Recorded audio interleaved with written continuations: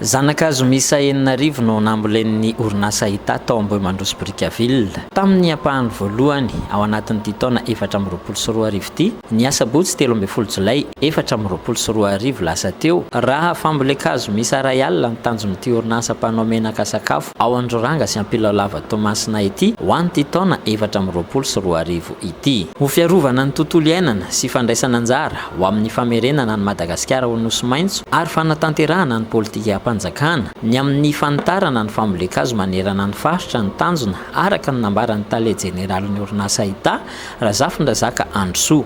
Manatanteraka zao fambolekazo indray zany ny orinasa Ita izay atao hoe voalohany tamin'ity taona 2024 ity. Ary izany moa dia tanterahana indrindra manaraka ny lohevitra izay napetraka amin'ity taona ity hoe fambolekazo manarina ny tontolo iainana.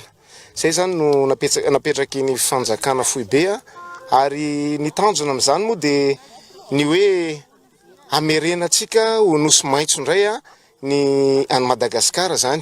Adidy amin'ny taranaka ary adidy amin'ny tanindrazana ny mamboly azo. Ny tanjona napetraka dia hoe tany 4 tapitrisa hektara no rakotra ala hatramin'ny taona 32 ary fandraisana anjara amin'izany indrindra izao ataony orinasa Ita izao. Tafiditra indrindra ao anatin'ny responsabilité sociétale des entreprises na ny RSE moa izao hetsika fambolena hazo izao.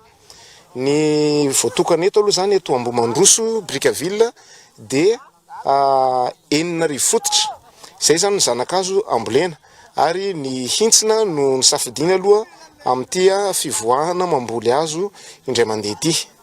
Ny tanjona zany aloha petraky ny société Ita amin'ity taona ity dia zanakazo ray alina no atsatoka 9 ny voalazako teo natao eto ary manaraka aoriana zany ny 4 ho fanatanterahana izany vina izany. Marihina fanandritry ny fotoana fambolekazo izay natao tao amin'ny commune Ambohimandroso district amin'ny Brickaville dia nisy ny fametrahana aro afo ho fiarovana ireo zanakazo nataon'ny orinasa Ita.